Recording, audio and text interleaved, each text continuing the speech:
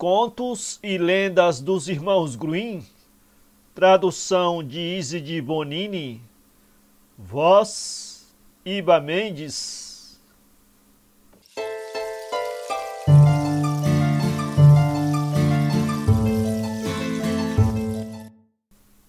A velha mãezinha.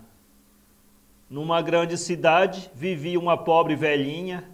Certa noite estava ela muito só, sentada no quarto, pensando em como primeiro perder o marido, depois os 2 filhos, um atrás do outro, e sucessivamente todos os parentes. Nesse mesmo dia acabava de perder o seu único amigo, ficando completamente só e abandonada. Com o coração dilacerado pela angústia, oprimia-a sobretudo a perda dos 2 filhos e se revoltava contra o destino, chegando até a acusar Deus por lhos ter roubado. Nisso, enquanto estava mergulhada nos tristes pensamentos, pareceu-lhe ouvir tocar os sinos para a missa matinal. Admirou-se muito de ter passado a noite toda nessa sua angústia. Acendeu a lanterna e dirigiu-se à igreja. À chegada, notou que a igreja estava toda iluminada, não por círios como de costume, mas por uma estranha luz crepuscular.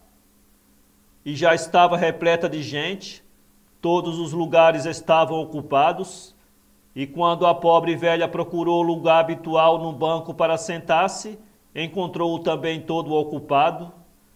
Ao fitar aqueles que o ocupavam, reconheceu seus falecidos parentes aí reunidos, vestidos à moda antiga e de rostos lívidos. Não falavam, nem cantavam, mas pela igreja perpassavam leves sopros e sussurros. Eis que uma velha parenta se levantou, aproximou-se dela e disse-lhe: "Olhe para o lado do altar e lá verás teus filhos." A pobre mãe olhou ansiosamente e viu os 2, um pendia de uma forca e o outro estava atado a uma roda. Então a tia acrescentou: "Vês o que lhes teria sucedido se Deus os tivesse deixado no mundo e os não tivesse chamado a si quando ainda crianças inocentes?" A desolada mãe voltou para casa tremendo e, ajoelhando-se no quarto, agradeceu profundamente a Deus a mercê que lhe fizera e que ela, na cegueira do seu amor, não pudera compreender. Ao fim de 3 dias, caiu de cama e morreu.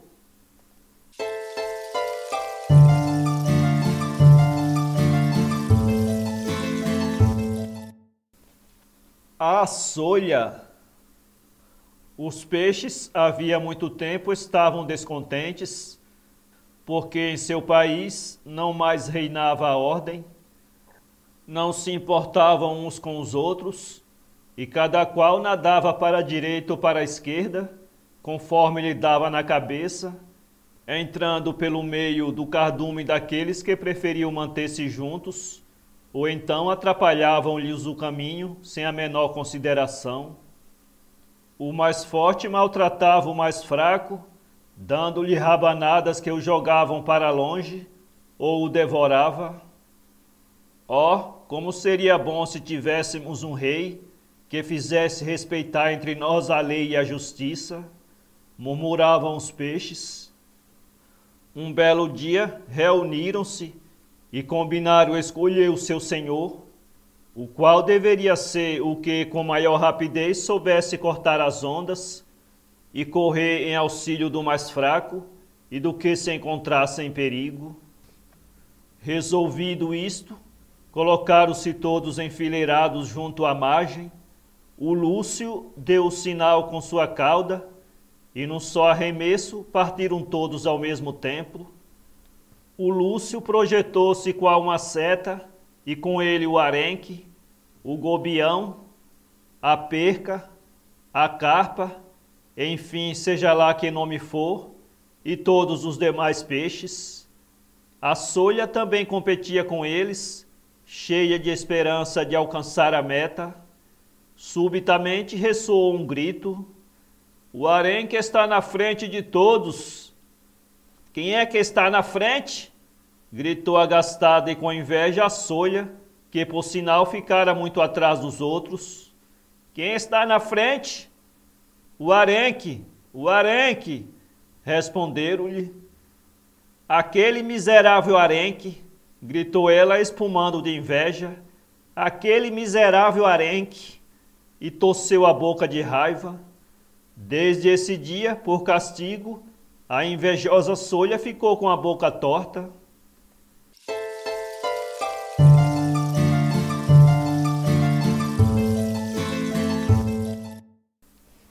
A vara de aveleira.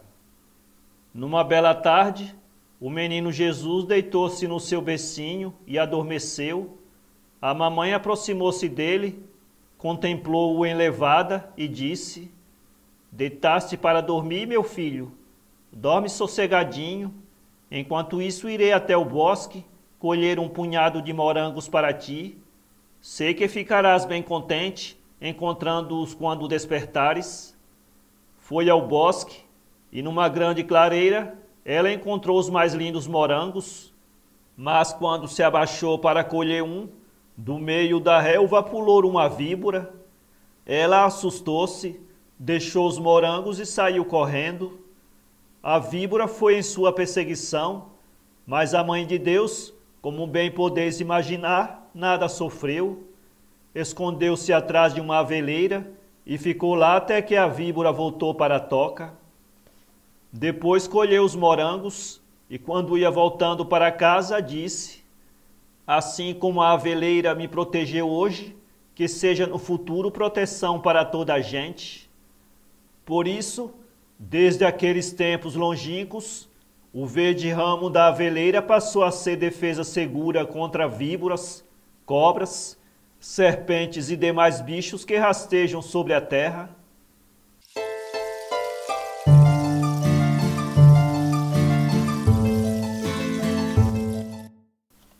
O festim celestial. Certo dia na igreja da aldeia, um pobre camponesinho ouviu o padre dizer no sermão: Quem deseja entrar no reino dos céus deve andar sempre direito. Não compreendendo o sentido figurado da frase, o camponesinho meteu-se a caminho, andando sempre para frente, sem nunca se desviar, atravessando montes e vales. Por fim chegou a uma grande cidade, no centro da qual havia a esplêndida igreja, justamente na hora em que se celebrava a missa. Entrou nela e, ao ver toda aquela magnificência, julgou que tinha chegado ao céu e, cheio de intensa felicidade, deixou-se ficar lá sentado. Terminada a missa, o sacristão ordenou-lhe que se retirasse, pois ia fechar a igreja, mas ele respondeu: Não sairei daqui. Sinto-me muito feliz por estar finalmente no céu. O sacristão foi procurar o vigário e contou-lhe que na igreja estava um rapazinho que não queria sair, porque julgava encontrar-se no reino dos céus.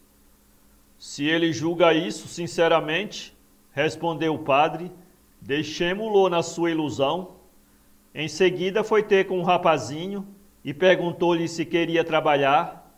O pequeno Campônio respondeu que sim, não estava habituado a trabalhar, mas não queria sair do céu. Portanto, ficou na igreja, fazendo pequenos serviços de limpeza, e quando viu os fiéis chegar e ajoelhar com grande devoção diante da imagem esculpida em madeira de Nossa Senhora com o menino Jesus, ele pensou consigo mesmo: esse é o bom Deus. Aproximou-lhe e disse: ouve, bom Deus, como estás magro? Esta gente, por certo, deixa-te padecer fome, mas eu hei de repartir contigo diariamente meu pão. E desse dia em diante levava diariamente metade da refeição à estátua, e a imagem comia. Decorridas algumas semanas, os fiéis notaram que a imagem crescia, estava engordando e ficando bem robusta. Todos se espantaram, até o pobre vigário, que não entendia o que se passava, resolveu averiguar. escondeu-se na igreja e seguiu os movimentos do menino. Então viu com grande assombro que ele repartia pão com a Virgem Maria e esta o comia. Algum tempo depois, o rapazinho caiu doente e durante 8 dias não saiu do leito. Mas assim que se levantou, como primeira coisa foi levar comida à Virgem. O vigário seguiu e ouviu dizer: meu bom Deus, não fique zangado se durante todos esses dias não te trouxe nada. Estive doente, não podia levantar-me. A estátua da Virgem então respondeu-lhe: tenho visto tua boa vontade em me seres agradável, e isso me basta. No domingo próximo virás comigo ao festim celestial. O rapaz ficou radiante de alegria e foi contar ao padre. Este pediu-lhe que perguntasse à imagem se também podia ir junto. O rapaz ajoelhou-se e fez a pergunta. Não, respondeu a estátua, só tu virás. O vigário pôs-se então a prepará-lo para a comunhão, com grande contentamento do rapaz. E no dia seguinte, no momento em que recebia a hóstia sacrossanta, expirou. Deus levara-o a participar do festim celestial.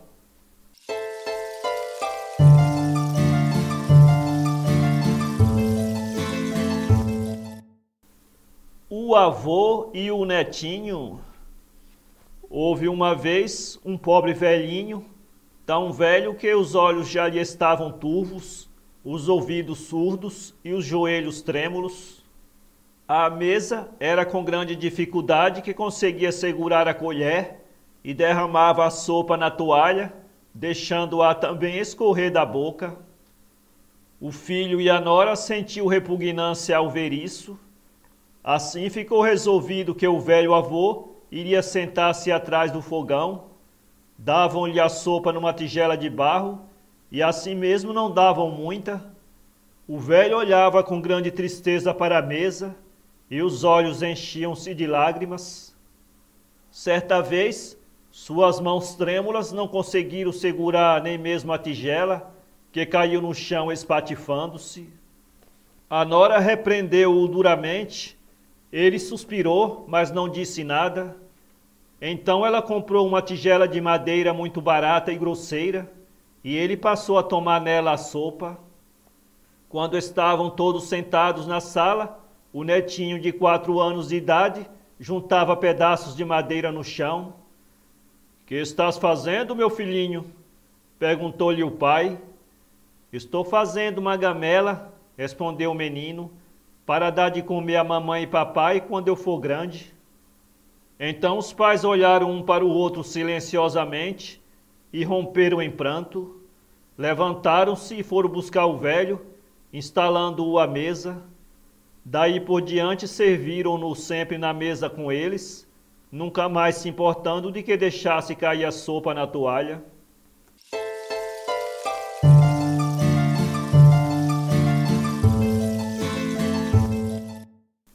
A pega e o alcaravão. Um senhor perguntou a um velho boiadeiro: aonde preferes conduzir a manada de gado para pastar? Aqui mesmo, senhor, pois o capim não é muito gordo nem muito magro, do contrário não lhe faria bem. Por quê? Perguntou o senhor. Estás ouvindo aquele grito rouquenho lá no pasto? Respondeu o boiadeiro. É o grito do alcaravão, o qual em tempos idos foi pastor, assim como a pega. Vou contar-vos a história. O alcaravão levava a manada a pastar nos campos verdejantes e gordos, onde havia flores em profusão. Por isso as vacas ficavam rudes e fortes. A pega, ao contrário, conduzia os animais para o alto das montanhas áridas, onde o vento brinca com a areia, e as vacas ficavam cada vez mais magras e debilitadas.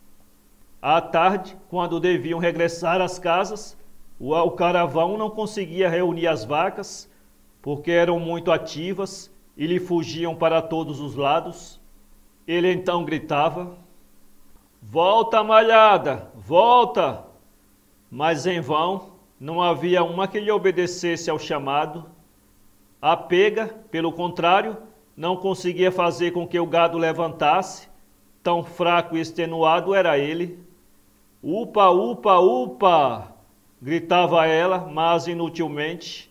Os animais continuavam impassíveis, deitados na areia. Isso acontece a quem não conhece a justa medida. Ainda hoje, embora não mais pastoreiem um gado, o alcaravão continua gritando: volta, malhada, volta! E a pega repete: upa, upa, upa!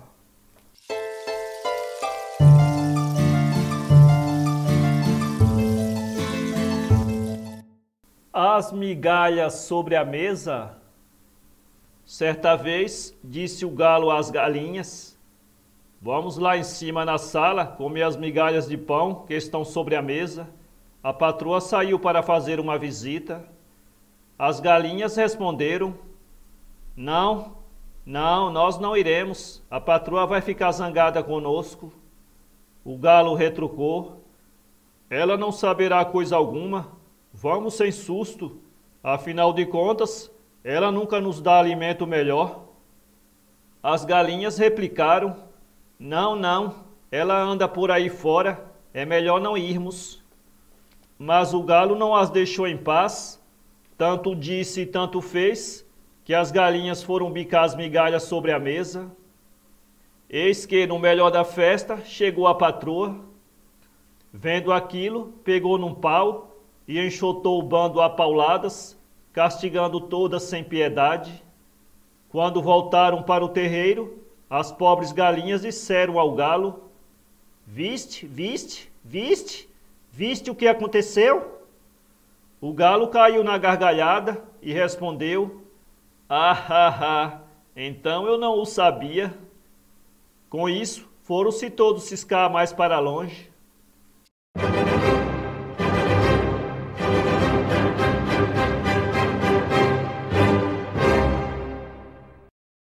Para ler essa história, acesse www.poeteiro.com.